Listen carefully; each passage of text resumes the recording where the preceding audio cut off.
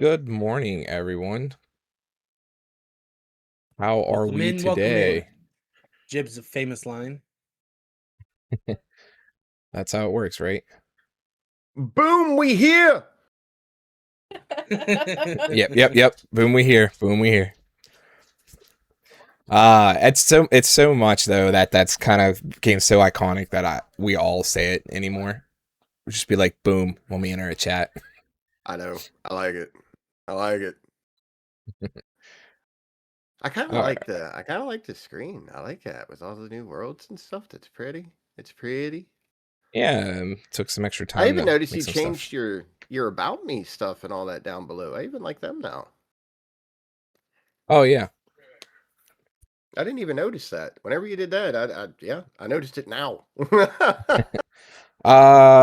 Probably a couple days after you changed yours to the neon sign, the neon owl. Oh, no doubt. I think it looks a lot cleaner that way. I do. Yeah, I agree.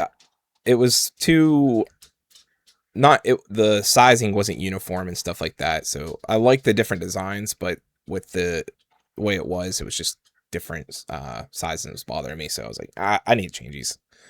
Welcome in, Shell. Hey, Shell. I need to get Shell. my camera figured out. I do. Yep. It's only on days like today, dude. When I seen the wind ripping around, I was like, yeah, it ain't gonna work. Like, I ain't even gonna try it. No. So, good morning, everyone. Welcome in. We are, as you know, the Head Removal Inc. community. This is our podcast, Tavern Talk. We are, myself, Samwise. You have Jaboom over there, who is no camming it right now because he's been struggling with his camera, if you haven't noticed in his past streams. So he is now he has been reincarnated as his Boomkin. Okay, that's him from now on.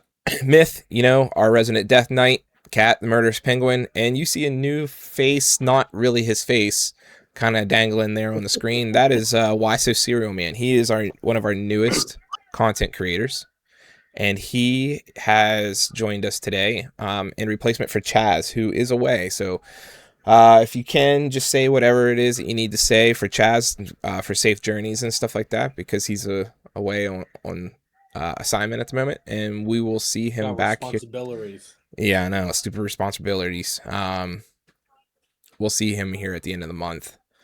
So, but with that being said, today our episode is game worlds that stuck with us. It's kind of important because, as most games, thank you, honey, for my coffee. Second cup. It's kind of like second breakfast, except for no breakfast part. But yeah, we're going to talk about the game worlds and what stuck with us with them. So why we fell in love with them, because every game every game needs a world for you to live in, right? So whether it's something small, linear, open world, all of that stuff. A lot of you guys play WoW. That's a huge world. A lot of the MMOs are like that. So you have Guild Wars, Final Fantasy, these massive worlds. And some people even go as far as role-playing in them. So we're each going to talk about either, some of us have one game. I personally have 3 games that really stick out with me as far as world building and stuff like that, and that we're going to talk about today. And we're going to listen to you guys and see if you guys have anything that you would like to share with us as far as memories go. So, excuse me. So I got to ask, because every time when we start this, what has everybody been playing right now? And I can definitely answer that, but I'm going to let Myth answer that one. So right now, my main game, like for now and forever, has always obviously been World of Warcraft. Oh God! Glad over here chanting, wow. Yeah, World of Warcraft. But recently, I also picked up this small indie game called Lort. It's a cool. Did you say I'm muted? I shouldn't be muted. I hear you in Discord. Sam! What? Vlad says he's muted. Whose stream is he watching? Because he's not muted on mine. There we go. Okay, never mind. I fixed it. I don't know why. Not my fault. Anyways, World of Warcraft is my main game for now and forever. But I've recently picked up this small indie game called Lort. It's an exploration game that you get buffs make your character OP, and go through 5 different levels to beat the game, and it's been super cool. It's a nice game to play with friends. The fun factor scales extremely well with friends. Let's be real. Lord's the new addiction. Everybody's been playing Lord. Like For if the you're Lord. sitting behind the computer, we're for the Lord. To Lord or not to Lord. Like that's been the new drug. I've lorded myself. I mean, the meme is real, guys. This game has definitely taken over for the end of 2025 and 2026 beginning. So somebody keeps calling me from Kensington. We love this game. It's super fun. I just played it last night. I did 1 round, 1 mage, soloed it, and so now I just got to solo the hunter. I can't help it, man. It's just a fun game. I love roguelikes, and that's fun. That doesn't really have a world build, but we need more content. It's got a stuff. Like we need more content. Like I know. I'm put more content out. There's supposed to be a patch coming this month. February. I'm so excited to play the rogue. Like that's the one class that I really wanted to play when I saw it. I was like, I might actually play a different character besides the wizard. When I saw it, I was like, this guy's going to be a rogue. Monster Hunter World is one of your favorite worlds. I saw the wizard, and I was like, man, I want to play the wizard. I'm a wizard, Harry. I've unlocked everything for the wizard. I've actually unlocked everything in the game. Besides, there's one ability that I refuse to unlock because I think it's terrible. Oh yeah, the grind is always real in Monster Hunter. The bad meat. Yeah, the bad meat. I was trying to think of what you were talking about there for a second. I was like, oh yeah, that's the lieutenant one. Yeah, because we never do that one. Yeah. It's good because it gives you a lot of base health, but you lose the health regen. It does not affect your hit and kill health though, just regen. Oh nice. So I was going to work on it last night, but I played the 1 round, got through the whole thing, and I was like, all right, I'm done. Played something else. I mean, other than Lord, I've just been kind of getting my nails into some random indie games, trying to play some other stuff that's not just my day-to-day of Dead by Daylight. For the Lord. Ah, man, you and Sam play a lot of games. Like I've noticed that. Like your guys' Steam library is massive. I legit play World of Warcraft, and maybe a side game. Z, what's up, guy? No, you didn't miss it. We're just getting started. We're just doing our intro here. My library currently has over 4,000 games on it. Damn. That's because you and Squatchy share. It's not just me and Squatchy. It's me, Squatchy, Cherry, and then our friend Noah. Like, we have a family share, but I mean, even then, all those games, I play maybe a selective 5. Yeah, my Steam library is big too, but I play, like you said, bar about 3 of them. I just bought. I think I have like 8 games on my Steam account. I used to play other games, and then I wanted to do things in World of Warcraft. I just didn't realize it came as signing on the dotted line. Yep. I think the only person we haven't heard from what they're playing right now is what? Kat? What else have you been playing? Because you've been playing the Lord with us. Kicking your ass. Yeah, that's my favorite game to play is how much I can, get people to think I actually beat up Myth. And he's a foot taller than me and outweighs me by like a couple of pounds. It's a fun game to play. Yeah, that's great. That's great. That's funny. About it besides WoW and Lord. It's funny because I always say it's kind of hard to be scared of anybody that's a foot shorter than you. That you do realize that it means that her fist is closer to your nutsack than it is your face. Yeah, but that's if I let her hit my nutsack. I'm not just gonna stand there and take it. For some reason, I just pictured punch combo. I just pictured Myth like holding his hand out straight with it on like the top of Kat's head and her just windmilling her arms trying to hit him. That's exactly what could happen. But my legs are longer and I'm really good at balancing, so Yep. Oh, that's great. Oh man. Right, so we're gonna go ahead and move on to our first topic of the day, and that is, let me get these up here. Title card was off. Yeah, that was what it was on. Anyways, that was the rundown, guys. That's what we're going to be talking about. First one, the first worlds that stuck with us. The places that made us want to explore everything. And I'm going to pass the mic over to Kat. Catalina Wine Mixer. Here we go. Hey y'all. So the first game I remember exploring besides WoW that really stuck to me was Valheim. Me and Miss, surprise, actually took some time off of WoW. Even though we keep coming back like an addiction. And we decided to go for a survival game. It was my first survival game that I ever played. And it's what stuck with me because you could be chill or we could just go out exploring and beat the clock because it was a survival game that you had to make sure you ate food and make sure you your bag you had like weaponry like armor, arrows. I was big on um the bow and arrow while he was more like the tank of doing the swords. And he was the one that always built the house while I was out just killing deer, grabbing trees, gardening, whatever. And it did feel huge. Like we've never explored. Like the most we've ever gotten to was right before we had to get the snow armor, trying to get to the mountains. So we've done the Black Forest. We went across the ocean. We actually got to build a boat, but we never actually explored like the cold. Um, and did we get lost on purpose? Not really. Not on purpose. It was more like a, oh shit, we are not geared enough for where we were going. So it wasn't lost on purpose. It was more we pushed too hard without getting the actual armor we needed. It was exciting, scary, and comforting. The very first experience we had was we didn't realize a troll was coming in the meadow, which just tends to be a safe spot. And next thing I hear is, there's a troll from Myth. And I'm like, what the fuck do you mean there's a troll? And that was a little scary because I was only like 5'2", and this troll was like 9 feet tall, and I didn't know what the hell I was doing. So we ended up dying to that troll. And then I got competitive. It was like, now we need to kill it. We need the armor.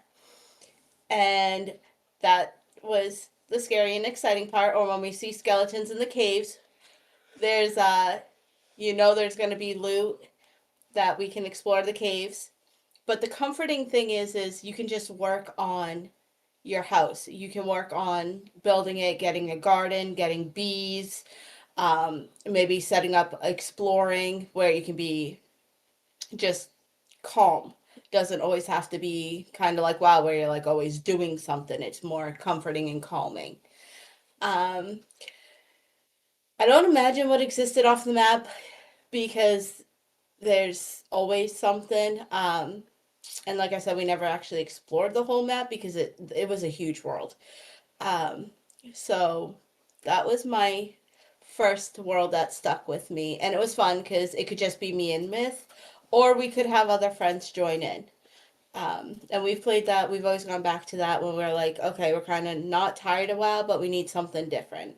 And now we have a whole group in the HRI community that can play Valheim with us, so that's pretty cool too. Yeah, I didn't realize that I actually owned Valheim until like a couple weeks ago. I was like, when did I get that? And then I remembered I bought it for Dyson, my middle kid, because he had asked for it like a long time ago. 10 out of 10 game. That game is so good. So good. Yeah, I think it's got the best building of any survival game that I've tried. You need to play You can Enshrouded. make so much stuff. I played Enshrouded, and I still I think plan Valheim is to- better. Clutch. I plan to join the Valheim group once it drops for the Switch 2, because I tried to play it on PC and I just something about it didn't feel like right to me. I think it's just because the graphics are polygons versus beautiful kind of looking graphics that I was like, I want to get it, but I want to wait and see about just probably picking it up on the Switch too. They announced it on the direct like 2 days ago, so I was like, I think I'm gonna pick it up there because it's gonna be crossplay. It is confirmed to be crossplay. Yeah, Yeah, I was Perfect. thinking about starting up a Valheim playthrough actually with Kat again, and get y'all homies to join us. What about you, Jeb? What's that first Well, game that stuck with you? mine was kind of tricky. And it's not a first game. It was just a game that later on kind of got me, and it was Halo. Um, a lot of people started with Halo 1. Of course, I didn't. Halo 1 was one that I went back. I started on Halo 2, which was all multiplayer at the time. But it was when me and you got Halo 3 and did the playthrough together, where you were already familiar with like breaking boundaries and stuff like that through like the second one. I didn't really see like what those worlds had until we did the third one. And you wanted to stretch every corner. You wanted to find the skulls. You wanted to see if there was anything hidden that would give you more to the story. And it really changed my perspective on the entire series, and it turned from the game being just a multiplayer game to me to I wanted the story and the worlds just as much as I wanted the next like wave of multiplayer that they were going to release. But like I said, it was later on, but I feel like that universe and story is 10 out of 10. Like Halo is one of the best game stories I've sat down and actually played, and the ones that I didn't play, I would watch all the way to the last one. How they kind of brought it full circle. It's 10 out of 10, man. Absolutely love that universe. Yeah, I will never forget playing that game with you. This is when we were living together up in Yeah, Motown. We yeah, was dude. like, we're doing this one legendary. And it's like, to answer like one of the questions, like, did you imagine like what existed beyond the map? You tried. Like you tried looking for Yeah, boundaries. It was one of the things you did in Halo to push to see what was beyond the map, if there was an Easter egg hidden or anything outside of it. So that's what I'll be talking about today. Will be the Halo universe. I'll never forget having the Razor 2 and me and you finding probably one of the first uh holes in the map where we were able to Mhm. explore and go to the other side to the end of one of the missions Yep. and skip all of that stuff and recording that on my Razor 2 with the fucking little ass camera. Like, Yep. dude, no way, Yep. we Yep. fucking found this. And that was before, Well, we the would big internet days of sharing YouTube and stuff. It was crazy because me and this guy, we would work at a call center till like 11 midnight, somewhere in there. Then we would come home and grind Halo 3 through all hours of the morning, just, trying to get to beat it or whatever. I think we beat it either the first night or the second night we were playing it. It was Yeah, pretty it was like quick. second or third night. Well, Yeah, and then we just turned around to exploring the rest of the time, Now we got to get the rest of the skulls and do this. And that's what yep. opened up like this huge universe that to me, upon like initially playing the game, I thought was just, a multiplayer game. Like it was mainly designed for multiplayer. And here it had this massive fucking story behind it with worlds and rings, and we'll get into that. We'll get into that. Yeah. It was a good One of the time. We greatest would enemies of all time in the Flood. the Yes, flood. guy. I agreed. The flood's amazing. 2 made it cool because they brought in the hive mind. So like it made it really good. But I just remember those late nights of, which one of us first was going to be like this holding the controller. Just leaning over and fucking walking into the wall. Guess we fucking Yeah. fell asleep, dude. I would rather cut lemons with having cuts on my fingers than fight the flood ever again. Dude. Yeah. Yes. Halo Yes. 1's flood was a nightmare to fight on those missions because you didn't Like- have as much speed and stuff like that. It was different. I'm Like I actually going to said, talk I about the flood in a haven't little bit. I haven't gotten through all of the Halos. I'm on Reach right now. hmm But just from playing 1 to 2, I think halfway through 2, Squatchy had asked me, "So are you tired of the flood yet?" And I was like, "Yeah, no, I was already done, prior to first meeting the flood." Like genuinely, I hate them. I love them as a concept, but oh my god, I hate them. They're Like, doing their job properly. yeah, Yeah, every time I turn around, I'm watching the, wait for a safe area to respawn because I get bombarded by like 20 of them. And I'm like, what am I supposed to do? I'm out of ammo on my needler. I mean, I'm not gonna swap to my pistol and just kind of accept my fate. That would definitely be our oldest because he's the only one that really played Halo. Yep. Like the Halo multiplayer. I remember doing back in high school when we had laptops for everybody. I was able to get a copy of Halo 2 pirated onto a flash drive and Oh, we know pass what that you were shit around to doing. the whole entire school, dude. And we would hold during free periods or lunchtime, dude. We would have these crazy LAN matchups and just play Halo 2. Yep. We Well, used to what do that world? with Halo 1, man. I was gonna say, what was the first world that stuck you, Myth? I'll give you 4 guesses, and the first Oh 3 shit! don't fucking I knew count. not to talk about it. I knew someone was gonna do it, so I was like, all right, I gotta find something. I gotta find something else. All right, go ahead, my guy. So Lead us away. the world that has stuck with me the most through everything, the game that I've played the most in my whole entire life, World of Warcraft. And I actually Yeah. started out the way I started. WoW, very unlikely story. I wasn't just some nerd in high school that started that.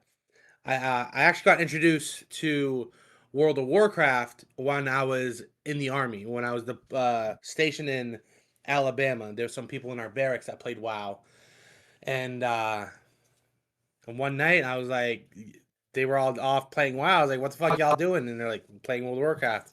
I knew about it, never played Yeah.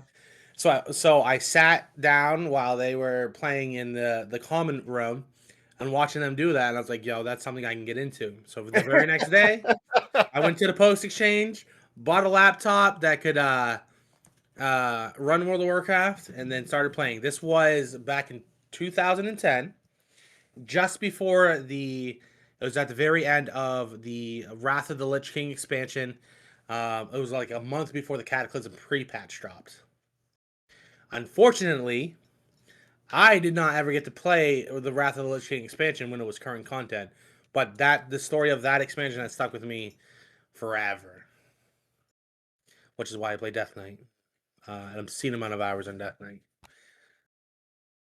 What about the world hooked you though? Like, what was so captivating outside just the characters? Like, do you So remember the first time like going into the big cities and shit? yeah, started on an alliance. So I started out in Stormwind, big city. I was a normie and started out as a human. No, I completely lied to you boys. I started out on not on alliance. I started out as a blood elf. So my first big city I got to was Silver Moon City, and just the fantasy aspects of a elf based city um, was absolutely incredible. The first time seeing the city and walking through, this was before you could get a mount, um, and seeing the city, the architecture of that city, um, interacting with the NPCs and stuff, going through, um, and then eventually leaving that city. The questing at the time, for me anyways, uh, was one of the things that stuck with me because the starting quest line for the Blood Elves was um, at the time one of the newer areas to level up in. So it was Mhm. a little bit more modernized at the time. Yeah, no doubt. Um, and then I remember getting my first piece of like it was either green or blue gear and being incredibly hyped about it, thinking it was super rare and shit like that. Do you remember how big those zones felt? Like you would start questing in an area and then you're thinking, okay, well, I'm about to wrap this up. Next thing you know, it leads you into the next zone and it is massive. Like you were Yeah. running everywhere through these massive fucking areas, looking in nooks and crannies, like because then you didn't know what was going to be hidden in the game. You're a new player at the time, so you're trying to explore everything in a game that's quite possibly virtually like it's quite impossible to do that when you're first starting. Yeah. So when I was younger, the fantasy games that I played was Final Fantasy, and one of the things you were supposed to always do with Final Fantasy is explore everything Yes. because there's so many hidden secrets. So I took that mindset into World of Warcraft. So it drug out the time you spent in the starting zone and stuff, Yeah. um, which is probably a good thing if you want to explore the story and all that. But Power leveling. I'm gonna farm. Like I'm gonna farm. Realizing the mats that you're farming, there's so many in the auction house, but as a new player, yeah. you're completely unaware. You're like, I'm stocking up on all this shit. And this was before you get them out, before the advent of all these movement abilities that are in the game now. So you're literally just running everywhere, and it made the world seem absolutely enormous. Like just a single zone was enormous, and then you go from zone to zone, and you realize how uh, huge this world was, and it was just literally one area of the map. If you bring up your map and then see where you've been, and then look at where you could go, it was just a daunting thing for a brand new player that didn't know had anything about the game. All right, Sam. Morning. What world got you hooked, my guy? A lot of them. A lot of them. like you said earlier, variety is my game, man, and I played man. a lot of You've fucking played shit. A lot. You always have. So the three that I'm gonna talk about on different occasions is, and I'll keep them short and brief with that stuff, is my first game I'd probably say that kept me really hooked was Final Fantasy VII, because being on that overworld map and exploring and looking for fucking secrets, that was amazing. Like going around on the chocobos and the fucking airship, the submarine, all of that stuff. That game really kept you going. And then 8 explored that more, and then 9, and then 10. Like that was what made it so crazy. 10 I think was probably the least open world as far as like the ones that I just said there, but they were all so good, and it made it really, really adventurous for you because you wanted to keep going and find out what was over that. And like you would see maybe like the corner of a town on the overworld, but it was on the other side of a mountain. You'd be like, how the fuck do I get there? And it would be like getting the black chocobo and going over the mountain. Exploring the train yard was always fun, but it was definitely a different time for it. The other game that came up shortly after that for me would have to be Gears of War, the first one. That game dropped you into fucking hell with creatures that you didn't know. The world was completely hostile. You had everything wanting to attack you. Like, just continuing those games through the years, like those games actually made me read a book more, like get back into reading. And I read the Gears of War books by Karen Travis, and explains the story. And whenever I got through the one, and you met the crazy cat lady, who appeared in Gears 3, it made you even fucking happier because like you fell in love with characters and stuff. And the worlds, like that, my first Discord server that I started on here, I named it Sera, Sera, which is the name of the world that Gears exists in. Like that's how obsessed I got with that world and all of the monsters and where they came from, and how they became Lambit and everything like that. That was so good. There wasn't a lot to explore in that, other than trying to find like the hidden cog tags and stuff. And yes, we did get tattoos. Jib and I have the blood omen on our calves. I have cog tags on my feet, and like I'm not done with Gears. Like it doesn't matter who is making them now, I still play those games. It's the same with Halo. I don't give a fuck about if 343 did its shitty job on them or not. I still play them because the worlds and the game mean a lot to me. So yeah, it was just fun. And then the last one that hooked thousands of hours to me is the Destiny universe 1 and 2. Like I have so much time in those games, it is ridiculous. From the Xbox days to switching over to computer, and all of my hours that I've logged on Xbox for 1 and 2, and then again on when it was still owned by Activision, so it was on the BattleNet, and then they switched it to Steam. Like I have to go through and calculate all them hours, but it is astronomical, because you could get lost in that game. Like when you stepped into the Cosmodrome for the first time, you opened up and looked at that world, and you were like, "Holy shit! There's other people here." Like that was not really heard of outside of an MMO game. Like WoW and Final Fantasy. You had a world to explore. There were secrets. There were holes in the caves. There was random enemy spawns. There was collectibles on the map. There was resources, random elite enemies. Then when the game progressed a little bit further, there was more secret stuff that you had to do actual puzzles to show more parts of the world. And it just made so much of your life, of your game time, have a purpose because you spent all that time exploring. And I would always invite any of you guys to explore those worlds. Like, they're phenomenal. You got the dark, you got the fantasy, and you got the story. I think Destiny had such a great story behind it, and I can't praise it enough. But we'll get more into more of the stuff. We're gonna pass over the last part to ask Serial. What was that game for you, guy? And then we'll move to our next topic. So I kind of have a couple myself, and I just want to keep them brief. I think for like the first game that ever like drew me in, it was BioShock. It was something about an underwater city. The whole idea of man had their own free will. There really wasn't a government. You could kind of just do whatever you wanted, but that kind of backfired. And then you had the splicers, who were the atom addicted uh like guys that you had to fight in the game. You had the big daddies, who were the guardians of the little sisters. Again, the whole city's underwater.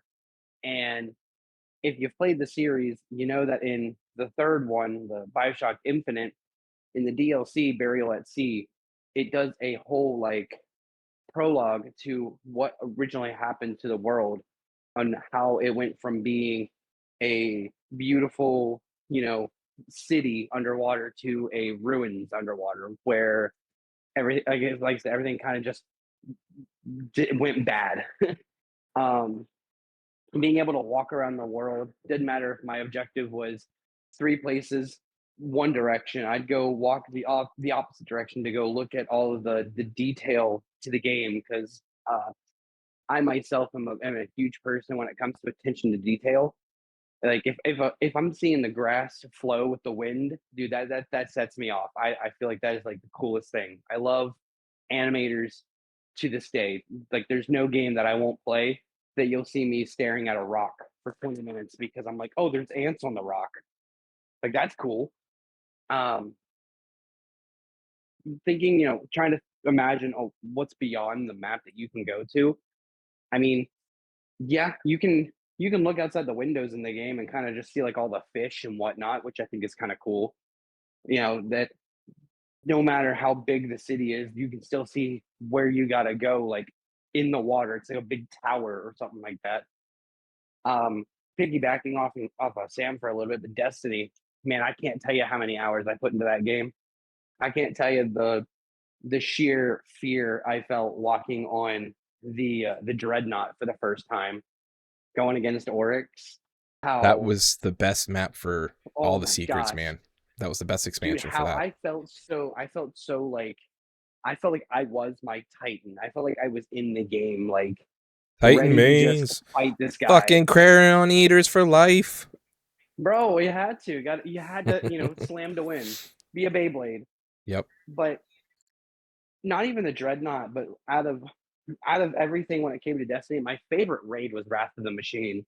The whole idea of the SIVA virus, like, it took me so far that my phone lock screen was the SIVA virus, just because I thought it was so cool. The idea behind it was just awesome. Jeb, what's your favorite gun? On Destiny. Destiny. Oh, I don't know, Outbreak, Graviton, Lance. I don't know. Out- I don't know. Outbreak. That's the Did one y'all they hear use that because he's talking about roll? SIVA, man. Yeah, Outbreak. Mine was Malfeasance too. Malfeasance too. That gun, that fucking hand cannon was. Oh man, yeah. I loved Malfeasance. I kid you not, I was so obsessed with using Sunshot every season that I had an old friend that actually bought me a Sunshot replica. Well, see, and that Just was once because I I used it started a lot. playing Titan. That's I played Bonk Titan, so Sunshot, like that's what it was Yep. just your bread and butter. And then they Yeah, you nerfed the just burn healing them and you bonk 'em. restoration, and it got a little bit worse, but it was still manageable. But you cannot die as a Bonk Titan. The last game I want to throw out there, and it's an oldie, but it's a goodie to me, is Banjo-Tooie. The different worlds that you go to fight the different bosses. I remember being a kid and just really enjoying the carnival world.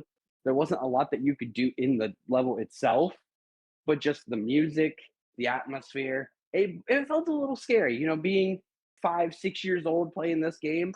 the music was really distorted to make it sound like a rundown evil carnival, and so it threw me. Like I got the heebie-jeebies playing it as a kid, and even now, like I'll put it on just to like listen to the soundtrack, and I'll hear it come up, and I'm like, oh god, I gotta skip it because like it makes my skin crawl, and I love that. But it's so cool that a classic game can still like be one of those topics of conversation. So and think outside the world of Banjo Tooie, I mean they're bears, birds, and Battlestar Galactica, I guess. Okay. Yeah. Bears, Birds, Battlestar Galactica. Bears beats Battlestar Galactica. Yep. I'm glad you got that White reference. Shroot.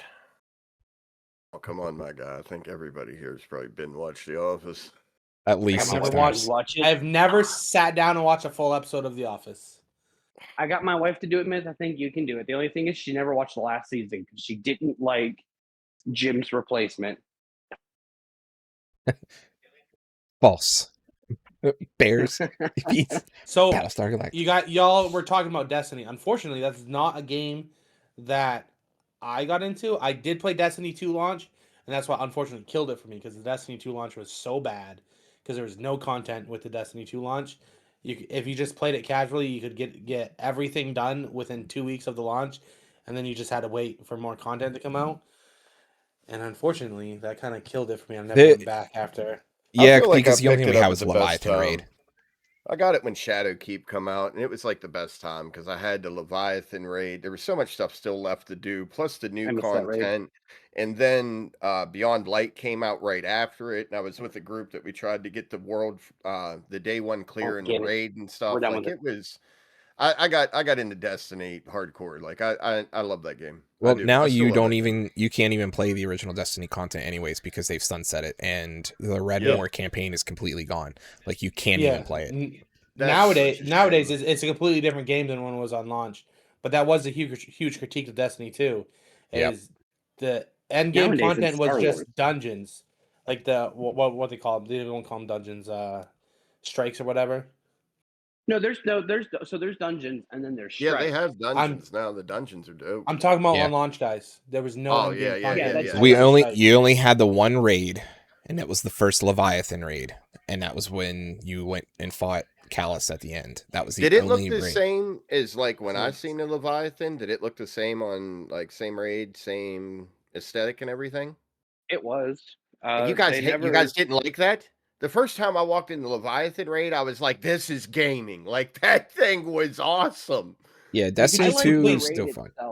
You could complete the game and get max level gear in like 2 weeks Oh no doubt. on no doubt. launch. I'm That was glad the I didn't bad come part. Wasn't till later. that I'm it glad was I didn't max come till later. level? It was you still had to wait for the raid to get the actual light level height because that was the only way you could do it unless you waited for the resets every week.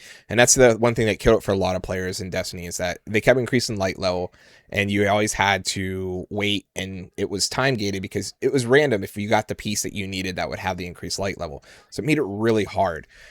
Sometimes because some people would get a 10 light level increase and be able to do the raid with no problems, and you would be stuck wearing the same shit gear because you got the same role over and over again.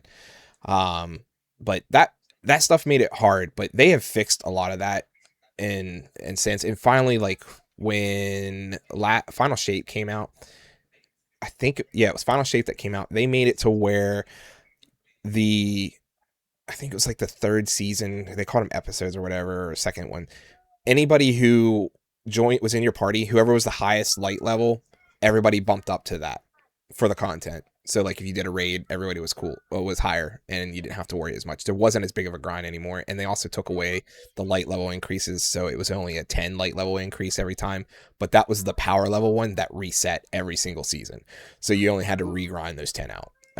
Yeah, But there's so much in those. There's no seasonal content on launch either. Season content didn't come out for a while. Like that, long time. The Curse of Osiris DLC and the Mars one, I can't remember the name off it off the top of my head, but the Curse of Osiris, that one killed it for me. That was the shortest content. Me and Vicky beat that shit in 3 hours, and there was nothing. When you said there was nothing to do at launch for the original vanilla Destiny 2, there was nothing to do in Curse of Osiris other than doing the fucking time stuff, and it was boring as fuck. So, but I digress. Destiny, I still love you. Please make the game again super great. Yeah, I mean nowadays with the amount of content that they added to the game, it's completely different than on launch. Yeah. And So we're gonna move I should have gone on. back sometime, but I never did. I mean, I'm all for it. If we get 6 of us going, raids are fun as fuck in that game, dude. Like, they are fun as fuck. Listen, we need to finish Guild Wars before we even start talking other games. Like, let's be real, people. First off, you all have to get on Guild Wars to finish Guild Wars. It would say you finish Guild Wars. We need to start Guild You're gonna Wars. have What are you a talking great about? time Yeah. me on I've already Destiny ran. and go on Guild I've Wars. already leveled up my character all the way, another one all the way, and fucking ran a dungeon with some people. So where you guys at? Yeah, I've got 3 level 80s. Like I'm ready whenever y'all are. I blame World of Warcraft. All right. The second topic for us is the world that hooked you, the game world where it really clicked. I know a lot of you are talking about the same game over and over again and didn't make so much of the variety. So we're going to kind of just push through this one a little bit faster because we've kind of hit this topic already with a lot of the stuff. But that game world that really clicked for you, that made you want to keep going, that one was Destiny. Like I said, I won't talk anymore on it, but let's go to everybody else, and you can just say that one liner out, and then we'll move on to the next topic. I'll go first. The thing that made me stick with World of Warcraft was the story of the Wrath of the Lich King expansion, the story of Arthas, from his fall all the way down to his death at the very end of the expansion. That was such a great expansion. That was my favorite. Story wise and probably gameplay wise is the greatest expansion, and they will never top that. Not even close. Yep. Then Cataclysm came out and ruined it.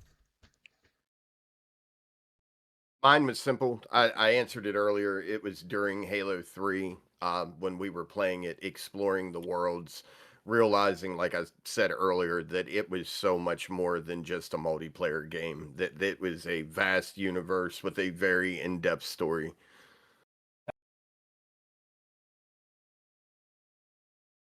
Yep. Kat, I know you don't have a lot of gaming experience, but in your gaming experience, what world really stuck for you? Where'd Valheim hook you? I would say just being able to like go back. So like I started when I was a mom, and when I say mom, I mean our oldest was a couple of months old. So being able to pause and know that I could go back to it constantly. And it also hooked me with like being able to explore so much, like the meadow, the Black Forest, the ocean, just all these different like places, but it was still Valheim. That's man. what, yeah. Those Like being able to- firebugs in the Mistlands were so terrible. Yeah, we Never got got that to far. Swampland, I think, We only and the got Juggernauts. Oh my goodness, when we were able to make portals were life changers, except for we couldn't like cross over or. That was a problem that we That's kind of- changed though. Yeah. So that was a struggle when Miss would be like, "We need ore for whatever we were building at the time," and I'm like, "Well, you can't go through the portal." And he's like, "But we're on the other side of our base, like so far away," and I'm like, "Get to stepping, bitch." Yep.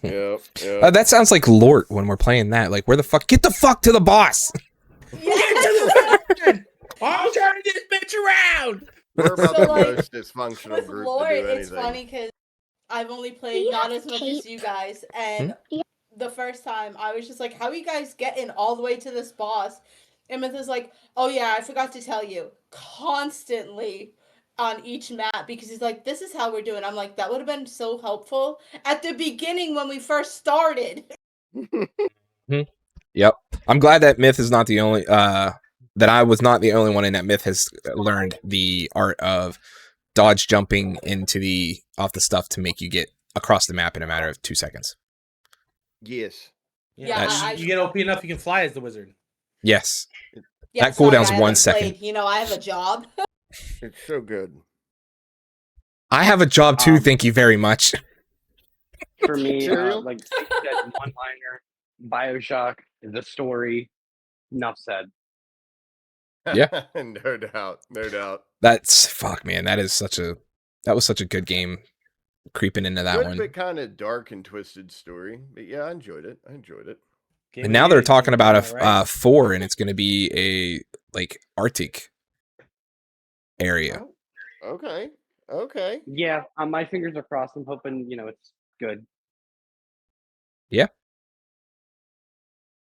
All right. So next one that we're moving on to is what made a world feel alive, and that can be anything from the NPCs, the sounds, the moments, and quiet details. So I'll start off with that one.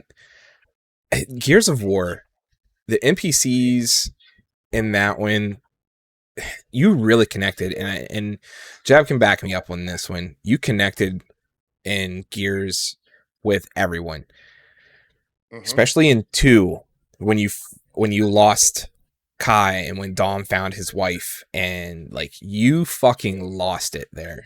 And then in Squatchy 3, said it. Carmine, poor Carmine. Carmine, every single game except for the older brother. And that was okay, so that right there is another part that made you feel good about the world. Was the developers of Gears of War made it to where we voted if Carmine survived in the 3rd game. That was a choice we had. And I didn't want to break the fucking lineage. They all needed to die, but we voted to let them live. And that was like crazy. That was super fucking crazy for us. But Funny enough, I actually have the Gears of War 2 collector's edition with like the photo, the art book, everything about Dom and his wife, like pretty cool. oh, dude, don't get me started. I got the fucking 3 special like Ultimate Edition. I got the Xbox 360. I got the bust, Marcus Phoenix bust, the big placard that's like solid metal, the cog that's solid metal. Like, yeah. Gears, man. That's the game. But those games, the sound, that was another one too. The sounds in that game, like you could hear shit, and it really played on that. It made it to where like you walked into this house, it's broken down or whatever, and or half burnt up, and you could hear stuff, and the wretches that would just be like stalking you, or one of the bigger creatures that was stalking you in that game. And then when the Lambit became involved, I think the first mission, whenever you're going into not that it was a mansion, but it was where like they did the research and stuff like that, and that's when you first met the wretches, and they would just be off in the corner, and they would dart around a corner or something like that real quick, and they would silently talk about them and stuff. It was just those like quiet details. Like, holy crap, it made it really hard to like not be checking behind you constantly to see if something was following you, because you're waiting for that oh shit moment, and you just start running. But yeah, those games, man. So that's what it was for me. What about you, Jeb? Do I need to say anything past Chief and Cortana?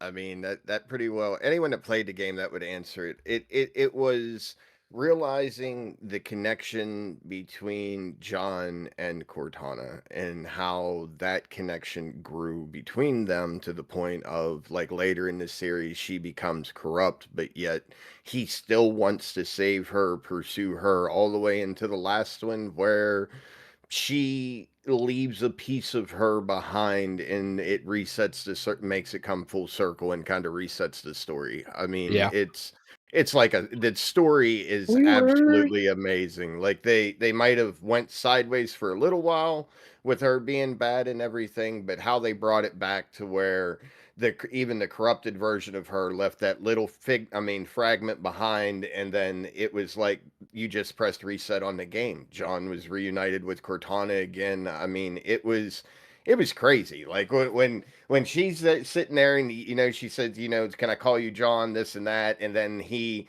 ask her, what do I call you? Anyone that played that series knew it was coming.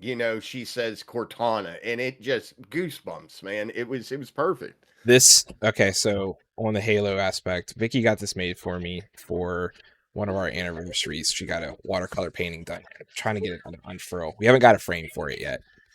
But it's literally, you can see in the camera, it's John and Cortana standing there. Man. But it's this. It's the saying, "Wake me up when you need me."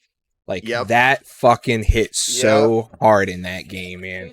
That was what, the end of 4 when they're on the ship or whatever, and he goes in the cryostasis 3. and he just 3. Yep, wake me up when you need me. Because he spent all that time. We spent all that time finding her on 3. Mm-hmm. And then when we finally got her, it was the end of that one, and that's when we had the longest break in between Halos. Yeah, it's like that story, and then like I said, I mean, leading up to the last game, there was so much gameplay problems and hype that kind of went around it. That it's kind of in a different conversation. We're just talking about worlds and stories and how they brought that full circle, and like I said, a restart with Cortana. It was perfect, man. Like I thought it was amazing. Yeah, 100%. Who did we miss? Who still has something? You? Okay. Well, we already know what the fuck you're gonna say. Okay. So, me. Wow. Insert wow. So, World of Warcraft, obviously, it's an MMO, so there's other players. But I started during the height of the player count in that game, so there was way more players than there are nowadays. So going through the world, you could see all the other players. Unlike today, this is also before like there was massive sharding and stuff. So, sharding is a little bit confusing to explain, but nowadays you can't see all the other players that are on your server. Back then you could. So running through, leveling a character, being able to see all the other players doing the same exact thing as you, and me being when I was a extreme noob, being able to ask other players advice and help and stuff to get through stuff, grouping up with players out in the world, not just dungeons, to get the rare mobs down. It just made the game feel, alive, no matter what you were doing, whether you were running dungeons with other players, you were out in the world questing, having to group up with other players, because back then rare mobs and stuff were literally designed that you had to group up with other players, unlike the game today where you can just literally play the game solo and do everything solo. It was impossible back then, being forced to group up with other players. World of Warcraft was such a unique beast. I mean, the world was so vast. Everything you could interact with, creatures, there was stories within stories, NPCs that had side story. It's such an amazing world. I mean, for anyone that's never played it, it is such an amazing world. I mean, I've never really had to do it like solo because I've always had Myth.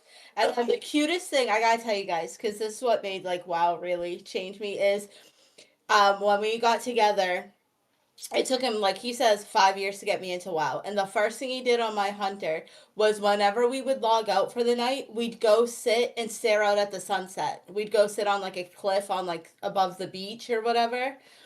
And we always logged out right when it was sunsetting. And then when we logged in, it was like morning again. And it was like we'd sit down, he'd go, okay, /kiss to me. I'd do the same, and then we'd log out. And that's what made it like feel like that's something I would soak in. I'd be like, you want to get off for the night? He's like, yeah, let's go to our spot.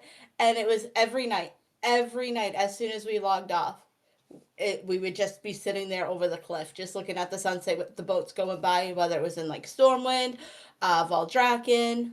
We haven't done it this much because we're in Dornegal that doesn't really have much. Dornegal sucks.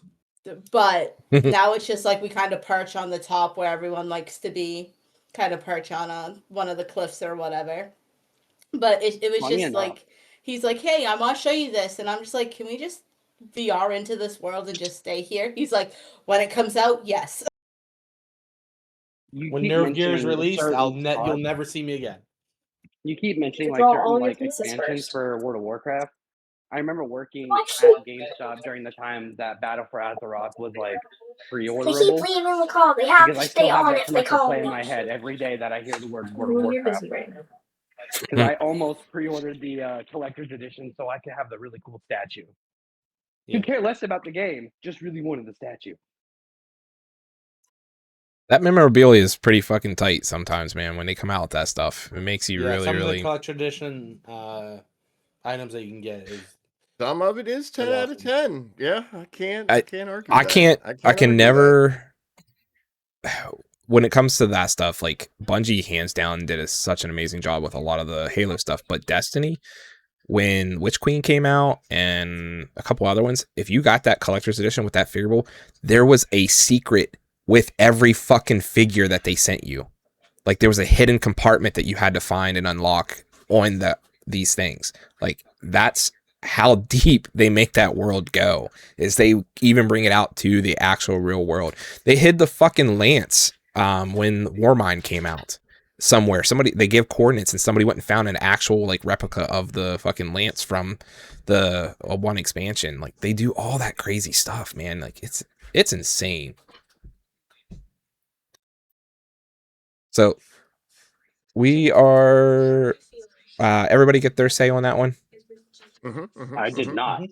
Oh, okay, go ahead. You forgot about me. Well, that's because you don't have a fucking camera. I'm sorry. For me, it's definitely going to be the way the NPCs were in BioShock. Just being able to sit behind a corner and just listen to two different versions of splicers talking it out, or the rivalry between like the spider splicers and the arcane ones, or the Houdini ones. It was interesting to see the fact that they hated each other for having different abilities and different powers. They hated and fought over who got to get the atom off of the whatever corpse they saw, or just hearing like the little sister talk to the big daddy and just basically explain how her day was at the daycare, even though there really isn't a daycare.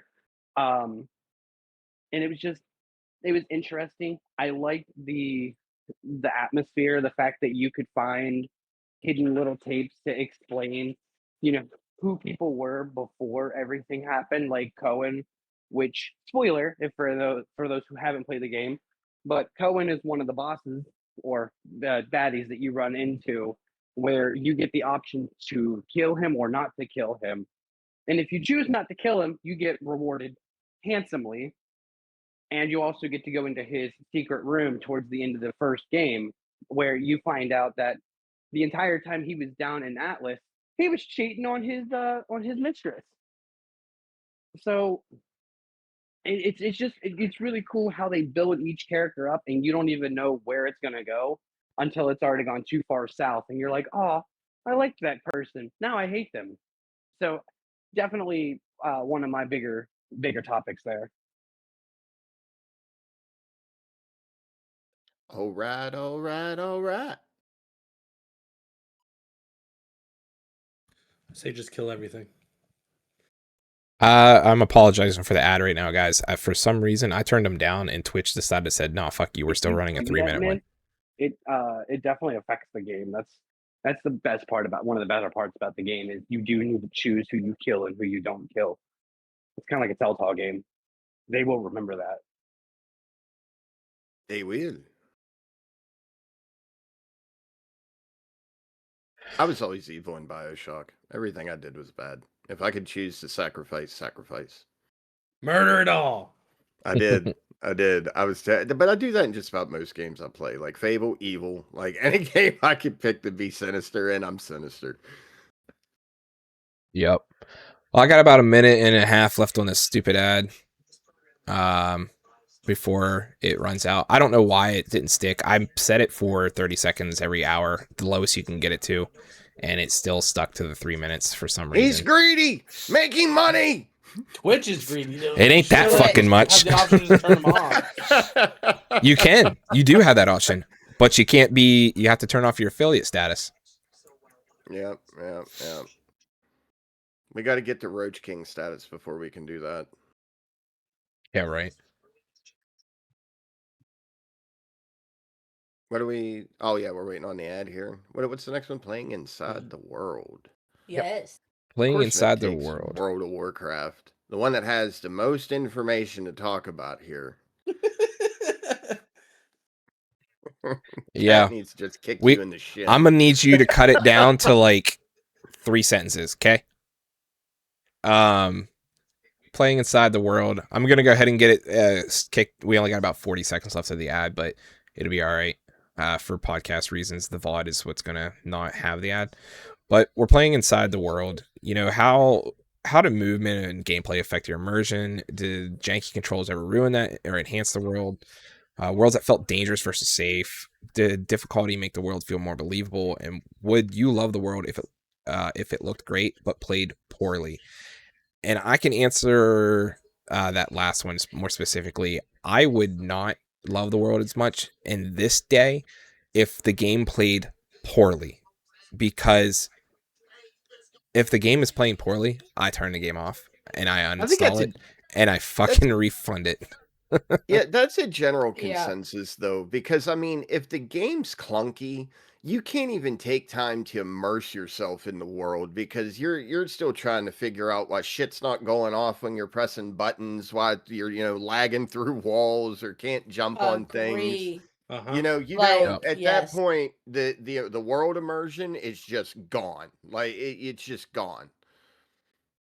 And that's a Yeah, very right there, Vlad. That is 100%. the most true statement. Like, I don't need the game to look realistic. You can make it cartoony, but if it plays well, the story's well, you're going to enjoy the game. Right. If I could throw it out there, it might just be me, but there are certain games that I have played where the controls haven't worked or just completely derailed in certain ways, and it made me like the game more. Which one? Uh when it first came out, it was shoot, now I'm losing it. It was a little indie game, Barony. When Barony Yeah. first came out, none of the controls wanted to work properly. Like, and it would say That that would like kill a me, certain though. percentage of magic would be used whenever you would use a certain book, but when I'd use that book, all of my magic would go away. And at first it annoyed the ever living stones out of me. I was so mad about it. But Yeah. the more I played it, I was like, you know what?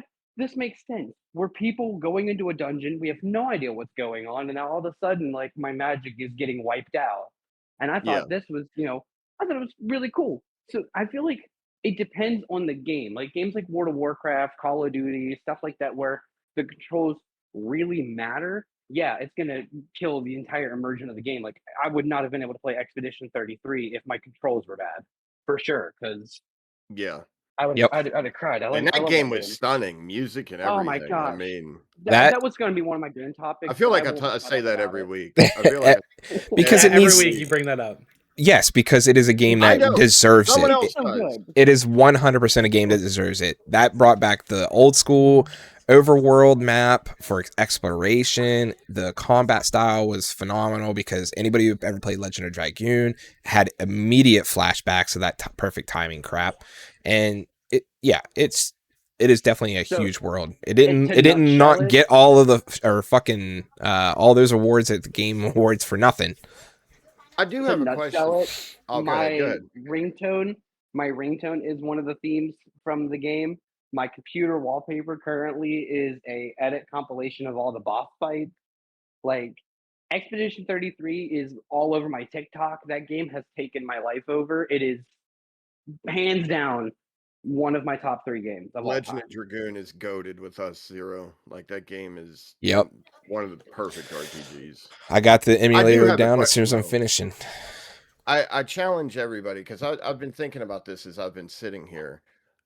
What difficulty change or increase made a world feel more believable? Like I can't think of one outside. Like Terraria had that world change where everything it was like a game within a game. but I don't think it got me more immersed. I can't think of one particular game where an increase in difficulty made the world more immersive to me. Like I can't think of a good example there. I Gears of War. I was gonna say I could definitely say Gears of War because you didn't like one shot everything. You had to fight for your fucking life, and It did become more team based. Okay, I could kind and of. you ran out of ammo so often in that game. Like you were like fuck, and that's when you ripped out your Lancer because that's the only weapon that you had left was just the Maybe I was chainsaw looking shit. at that wrong because Legendary Halo, you never have ammo. Like you have to use every gun in the game. Listen, more could or you? less. My brother did Halo 3 with Legendary All Skulls on. Oof. I'll pass on that. I'll That's pass on that. Pass. nutty, dude. Like Yeah, I'll because when pass you on die, that. you start over the whole fucking campaign. Like what the fuck? Yeah, No I'm thanks. good. Yeah, no thanks. I'm good. I'll pass on that. I am. One item, location, or moment that I'll never forget about Halo is definitely 3 when we were escaping the flood because me and my guy over here each had a hammer and all you could see was little floods just flying like Moses parting Boom, the sea, running out. Like boom.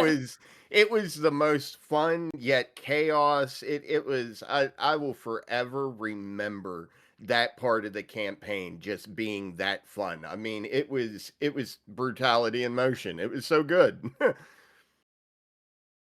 Z just sent me his Xenosaga collection from back in the day. That shit was Oh, no doubt, another no one, doubt. dude. Yep, Um, yep. I'll jump on that gravity hammer thing. When Squatchy walked over to me and he dropped it in front of me and he was like, "Use this. It'll be your best Trust friend." me. I kid you not. I kid you not. He said Yes. if I remember his words exactly, were it was like a kid in a candy store. I grabbed that hammer and I just went to town beating the crap out of everything. It was one Even of when the it didn't best have weapons. any ammo, I still ran up and smashed people with it because I was like, hey, hammer go bong. I mean, don't That- get me I love the wrong. hammer. The sword was cool for melee, but the hammer just goaded it. Like it made Yeah. it so fun, even in PvP. Like someone come Hammer around the only corner lobbies. and you just hammer them. Like it was Halo 2 beautiful. sword was the first one where we used the sword to climb and break boundaries. You would Yep, have somebody yep, stand on your yep. head, jump, and you would Sword just sword cancels. swipe. And then when we got the hammers, that was how we launched people. Like we would just be like, "Hey Jeff, bam, across the fucking map." That shit was fucking great, man. The gravity hammers were so great. But yeah, that's the one for me. Like the one item, the one campaign, like that was so funny. I think it was 3 in the morning too. We were already tired. Next thing you know, shit's hitting the fan, stuff's blowing up, we're hammering shit. It just everyone came to life. It was great. It was great. Yeah. I can't say a whole lot. We were talking earlier about the NPCs and stuff, and I wanted to bring up, but I forgot. But the fucking grunts, man. Oh, the grunts are the funniest. By That- far. Yeah, I should have mentioned them. The shit they say to you when they're running at you, like it's great. It's great. But there, so I'll segue into that. The Halo for the grunts, because there was a couple times where they would just be having random conversations with themselves or with another grunt, and it would be out of pocket shit too, man. Like birthday skull mandatory. Yep. If you walked over, you'd walk over to this one section. I think it was 3, and there was 2 grunts talking on an edge of a cliff, and you could push them off essentially. Mhm. But that was a spot that you found, where you just hung out. That was a cool spot because Bungie's always been really good with skyboxes. I can never praise any other company other than Bungie when it comes to a skybox. You see the world. There's so much out there, and that really makes you want to explore beyond what we were talking about earlier. And you're just like, man, that is such a cool. This would make an awesome background. And then so you screenshot that bitch and you fucking 4K wallpaper or whatever it is. But that stuff, man. Oh, I miss those days, man. Oh yeah. Segue, kind of going with the whole items and memories and stuff. Playing BioShock Infinite, I think one of my fondest things was the songbird alone. I know he's not an item, but the memory of just the fear of who Songbird was, because originally all we had was Big Daddy. We had Rosie, which was the one with the rivet gun. We had the Big Daddy that only had drills for hands. Like we had several versions of what we already knew, and then loading into Infinite, walking up to the tower and just seeing this massive, gigantic bird. Like, my immediate thought was, I don't want to fight that. Like, please don't have me shoot that thing, because I will die. Right. Which, I mean, you end up not fighting it, but the big animatronics that you do fight within the game, they hold a special place in my heart, because it was like they were trying to adapt to a newer version of what the Big Daddies were supposed to be, but they never fully finished that prototype. So it kind of looked like Jack 6 from Tekken, and it was kind of cool to see how they played out. But I think that's one of my favorite memories, is just when you finally walk up to the tower to see Elizabeth for the first time in Infinite, and you just see Songbird like lurching over the tower, staring at you. It was that fear of, I'm gonna die, like, that kicked into my head, and I'll never forget that. I That's plan to get a tattoo of the Songbird at some point. that's definitely one of those details, that stuck with you forever. It's encapsulated in your mind there. Cat, I was Myth? gonna go next. I was going to say, one of you? Myth? Yeah. So going off both points, janky movement and gameplay affecting immersion and all that. So real life issue, actually, something I've never contemplated before that I'm going to do this expansion. So on World of Warcraft expansion releases. Play a different game. No. Usually the servers are really bad because of how many people are coming back. And I play on one of the most populated servers in the whole entire game, Area 52. And a lot of the times the server's messed up, right? You either get incredible amount of lag or Area 52 just You shuts should see down. all the people on my server. You're talking about, dude, Area 52 ain't nothing compared to what I deal with. You literally on the server with 10 people on it. Get out of here. He's So shown me. it's to the point that I'm contemplating moving off my server for the beginning of the expansion release to a smaller server to make sure I can actually play the game. Chogo. No, Chogo. He's gonna follow our fearless leader. Oh, of course. No, just because it's in the same data center, so I'll get the same ping. I don't know where the hell He Chogo walks you plays on out a of. leash now. And then an item. 2 leashes. Eat my ass. An item that stuck with me the whole entire game. So it was actually my introduction to high-end PvE way back in the day, Cataclysm, the first full expansion I played. I was a huge PvP head, playing PvP, but the best weapon to play on my Death Knight was actually a sword from Raid called Gurthalak, Voice of the Deeps. And one of the people that I regularly PvP'd with was in a raiding guild.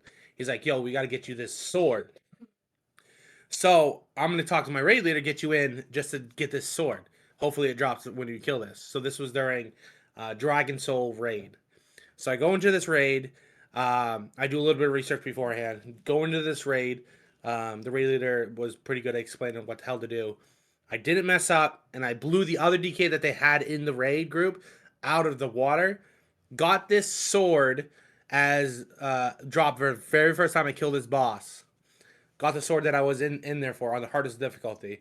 So the hardest difficulty back then was heroic. Mythic didn't. Nerdgasm. So yes, nerdgasm. You know he did. He was screaming. But the best thing that happened out of that, so this was the #1 guild on my server that run that I was part of. The very next week, they invited me back and offered me a raid spot. And that's how I got into high-end raiding, was actually through PvP, trying to get a sword to be better in PvP. And to this day, I use that two-handed weapon as a transmog on any two-handed weapon class that I play, which is DK. That's great. And Paladin. That's great. That's great. So that's sort of stuck with me for, I don't know, what, 14 years now? I'm gonna ask Kat for just an answer to this one question. What was your favorite item that you have come across in any game? In any game? Yeah. Actually, we were just talking about, because when we were talking about tattoos, So mine is my warlock staff, and I got it through the Traveler's Log, which is, if you know WoW, was something that came out not too long ago. And it's to the point, like, I love the staff so much. So it's a purple gem staff, and if anyone knows, my favorite color is purple.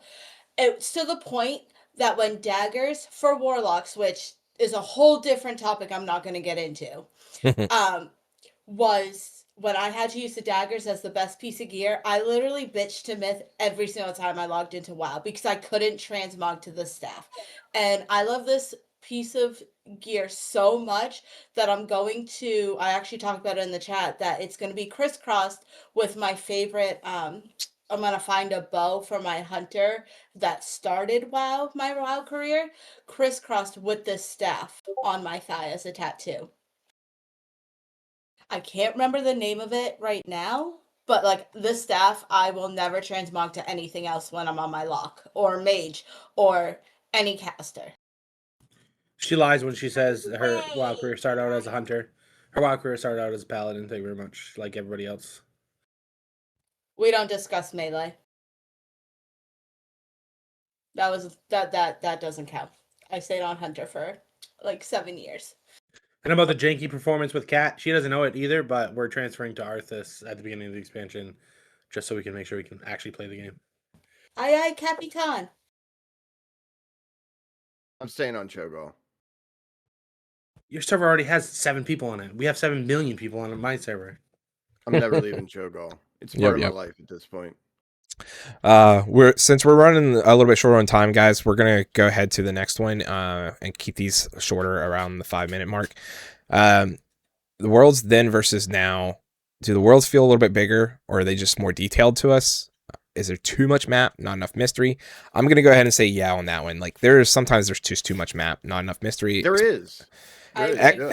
Expedition 33 did a good job with balancing that, and I think that's where all the nostalgia came back from. Destiny has a lot of mystery, and it still does to this day, even though I don't play it anymore.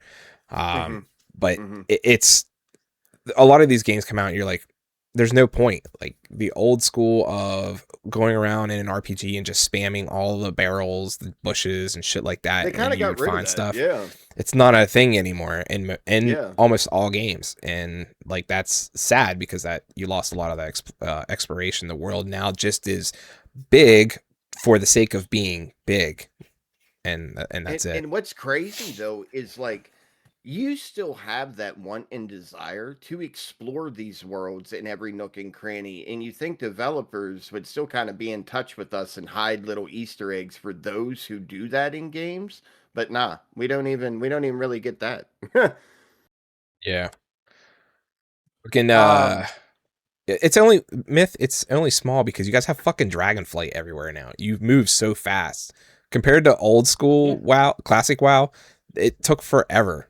Like anyone blindly walking into that game is just like, holy fuck, how big is it? Yeah, like I still remember the old school Outlands flight pass and setting my fucking shit on AFK and walking away and going making lunch. Yeah, flight paths are useless nowadays because dragon flying is faster than flight paths. I still take them when I want to take a break. I do. Yep. I'll give the only time you use it is so you can go AFK. So my what first I mention used to was do, that the worlds are too big. what I used to do is I didn't take flight plans or Dragonflight. When Myth got the Nightwing? 2-seater mount. A 2-seater mount. I would literally be like, I'm hopping on and I'm going to make us lunch. And he'd be like, I got you, boo-boo. And to this day, if I could like ride to him, and please don't take this the wrong way. Whoa. This is a PG rated. I call this mount in game my dick. So she just rides my dick all the time. Thank you very Wow. much. That's fucked up. But for all of you watching, this is an 18+ stream now. And Dimmy, when we had to mount, the first thing I asked him was like, do you think I could do this like with you, like not having to mount up? And he's like, no, it's individualized. I was like, damn it. Touching on what Josh said, I think that's a fine line between them being too big, because at times when I play games that keep me on a linear path and don't let me explore, I kind of get angry because there Yeah. have been those cases where you get a world that's beautiful. I feel like Yep. Elden Ring was kind of like that. Like Elden Ring was big, but I feel like there wasn't enough to Elden Ring. Like I wanted so much more in Just that game. it's the same with all of them. It's just they made the world big, but the only thing they did was fill it with enemies, and that's Yeah. really it. I mean, there is Easter eggs and story, and there's sometimes quest lines. There's a random NPC that gives you a quest line to add to stuff, but yeah, like you'd walk into one zone and there's just 400 dragons everywhere, and you're this is terrible. I like those dragons. See, and that Not was these my thing with dragons. Night Rain. Night Rain is a really one of my favorite adaptations of Elden Ring, but I don't like the fact that there's a circle that closes out like Fortnite, where you have to, you have to go to a certain location every night, but you don't get to explore the world. And it's the first time in a long time that we're able to explore the world of Elden Ring with friends without having to do the little finger thing. Like you can just boot up with friends and play.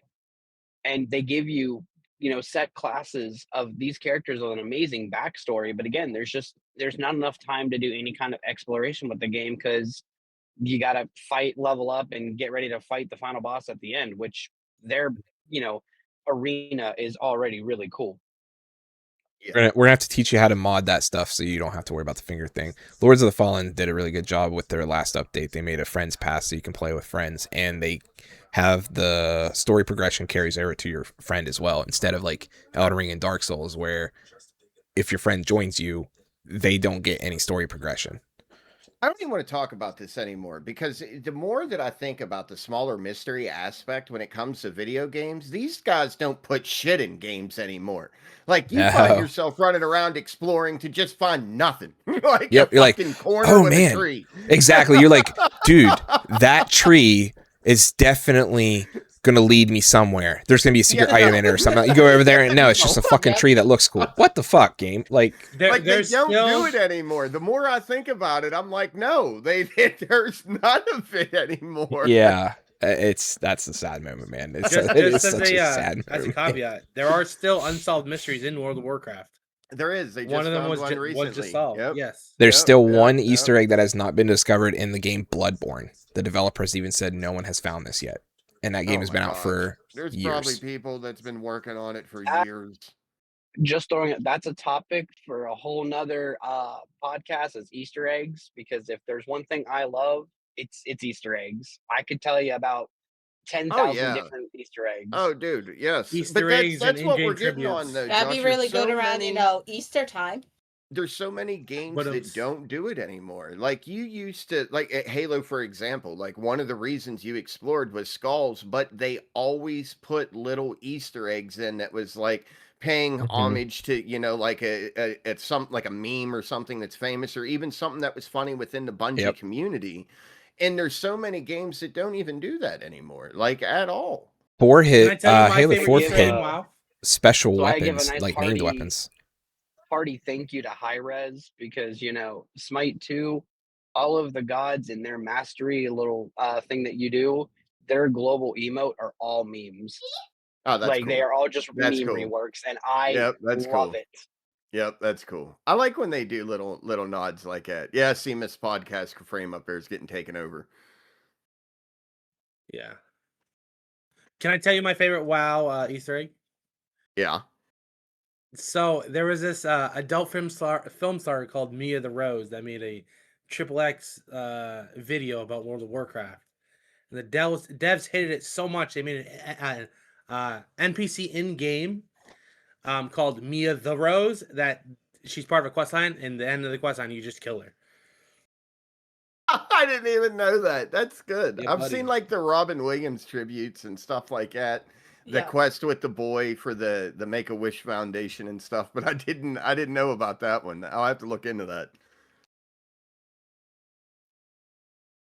Okay. All right. So guys, that was the Worlds versus Then. Now we are going to go into our last quick hit wrap up before we do our closing for this. And that is something we were talking about the Elden Ring thing and a different topic. So one of the quick things I want to say about our next topic that we could do, that just an idea is maybe like we don't have a specific topic in mind, but maybe we were talking about all of us playing Lort earlier and just do it. We can do a screen share for all of us playing it so we get different perspectives and load that. But that's just a fun thing. But yeah, so quick wrap ups. I'm going to fire these ones off. Favorite game world of all time, and it cannot be one that you just said. Fuck. Good one, Sam. Well, Myth, I'll give you a little bit of time, and we'll just work the way down the line. Serial, go. Soul Calibur. Soul Calibur. Oh, okay, good one. Kat, I'm actually you're gonna allowed say- to say wow because we know. Yeah, I am gonna say WoW because Valheim would be too much for me to try and go on for food or something. I don't think I could handle it.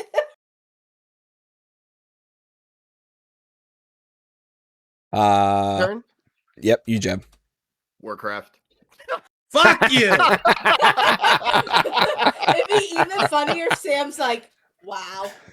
Like, come on. It has to, Myth has to say, wow, it is a game we love so much, guys. We play this game 40 hours a week like it's a job. I mean, if we didn't love It the is a game job. and everything about it, we wouldn't play it. Like, we wouldn't. That's like wouldn't. 90% of the It's reasons definitely why I Warcraft. quit playing is because it became more of a job. I know it's not nearly as bad as what it was, but when you had to log on every fucking day, it was Now, a job. world I'd never live in is Final Fantasy and Gears of War. Like, fuck both those worlds, because there's monsters in them things that I just, I'm good. I'm gonna hard pass. Well, As that's long why as I that's said- one of the that's OP why I main said characters, go to that'd be fine. Valheim. Oh yeah, no, Trolls. we're doing worlds that we don't live in. Yeah. I don't want to live in Expedition 33's world. Yeah, I'm that's good. I don't another wanna be a one. That's king. another one. I'm good. Unless I'll I'm hard pass outside on the that painting, one. it's fine if I'm outside the painting. But if I'm in Yeah. it, nope, we're Yeah, fucked. but you don't get to see outside the painting. You are the. I'm good. I want to don't wanna go be oil. somewhere like fucking Minecraft, Viva Pinata. Like, I those don't are the know. worlds I want to Oh live my in. gosh, your Viva Pinata fucking days, dude. Fucking.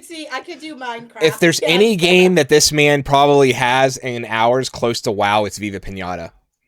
Like, Maybe. fucking maybe. close. Maybe. I was a pinata collecting fool. That That game was game, man. hard, First and it second was one. so in depth, man. It was so in depth. It was not a kid's game. Like, Wait, are whenever we kid not? played that You're game. not trolling about this? I thought you were. No, trolling first. dude. No. Gyps, I first one played or that second game for one? hundreds of hours, man. The first one, hundreds of hours. Yeah. All right, Myth. It's your turn. Well, since I can't say wow like everybody else said, Final Fantasy would be my second favorite game. What the fuck are you gonna do when Bahamut shows up? If that's where you're living, like, what are you gonna Die? do? I don't know. It's been a good I'm life. gonna Look at it and be like, take me, bitch. You know, I'm good. I'm good. I don't want to live in Warhammer either. That's No, where fuck Nurgle that, resides. I'm Vlad. good. No. So Nurgle is probably the best one that you could fucking exist with because they actually care about humanity in the sense of keeping you alive. The rest do not. Yeah, So yeah, you that's are fair. a That's god fair. in that Yeah, world. yeah, that's World I'd fair. never want to live That's in. fair. Warhammer 40K. Yeah. Vlad wants That's in heresy. Warhammer. Heretics must perish. Fuck me, man. No, yep. Because you just die. You know, Diablo. We'll all reside in the game Diablo. It just seems like that's a great choice. You know, I mean, Yeah, we'll build a compound in Diablo. That's what we'll do. we'll just hang out with Mephisto all day. That sounds like a good idea. I'll- He's going to treat us right. I'll answer the He's my last one boy. on this. It's one game world everyone should experience, and that is World of Warcraft. 100% going to fuck that game for the rest of the life. And it's a Final Fantasy. If you haven't played any of the Final Fantasies, any of them is a good one to get into. 7, 10, 8, 9, those are the more graphical non-Nintendo 8-bit versions, but yeah. 13. Sam, there's What? only one version of World of Warcraft. I don't know what numbers you're listing. Yeah, why are I'm you talking listing about numbers? Final Fantasy, you piece of shits. We don't do numbers in WoW. What'd you holler from the other room? Besides DPS numbers. 10-2, Vicky said, because she gets to wear all the clothing. No, we're not Minute talking about 13. X2. Make her go stand outside now. 10-2 should not exist. No. I All don't right, even Myth, know. you're going Oh too far. man, You're going too far. Yeah, Okay, I'm gonna that's bring the out an line. old school arcade one, Revolution X. Anybody Bless remember it? Nope. I don't think I I played do. it. It was the fucking I don't think I shooter played game. it. You shot CDs. It was the fucking Aerosmith game. Yeah, I don't think I remember that, my guy. Oh my gosh, I had that on PlayStation Yeah, That back in the tells day. I don't think I us remember how that one. old Sam is. I've never Yeah. shot a I'm CD still virtually I'm or IRL 38. in my Thank life. you. Yeah, you old Well, as fuck. ladies and I've gentlemen, never shot a CD, but I've definitely like flung one. Speaking of age, how old do you think Cat is? I'm not going to say Sorry. that Yes. because that's a terrible thing to do. Siri, what'd you say? I I said said 30. yes. Jip said 30, Ree said 30. Okay, I know, I'm just proving a point, guys. I'm just going by your age because I didn't believe you were as old as you were. And then when you said that, I was like, oh, okay. Because I thought Myth was. Because I he's thought got the both you baby guys were, face. like mid-20s. Yeah, I you got the did. I baby thought they face. were both mid-20s until he told me how old he was. I was like, no way. Yeah. I was like, you're 30? No, he's like, no, I'm. I was like, oh, all right. All I'm right, the guys. old one. So I'm we're 32. gonna close out, and I've this never guessed that, Cat. Never. this question is not for us, it's for you. Think about this before the next podcast stuff, and you can tell us in the comments what we leave on the when we upload the VOD to YouTube and whatnot. But what made you fall in love with the game world, and why does that still matter to you today, guys? That is a super important question that we want you all to envelop there. But with that, guys, Hold on. I up. challenge everybody to comment on our video, please. Leave a comment, a like, subscribe, all that wonderful stuff so we can get some traction going on YouTube. Even if you tell me to go fuck myself in a comment, it's Yeah, perfectly and don't fine. hesitate I appreciate to it. ask what if you want us to talk about a certain game or anything on the next podcast. We do have a suggestion channel. It's open to everyone. If you type in exclamation Discord, you can get the link. Got the Discord there. This is my socials, but the Head Removal Inc. one is included in there as well for the YouTube channel. You can go there and click on it. Like we said, subscribe, do all that fun stuff, and leave in the comments, like I said, the answers to that question. What made you fall in love with the game world, and why does it still matter to you today? But on that, guys, we're going to say our goodbyes. And until next time, remember, keep your head on or don't. Have a good one, guys.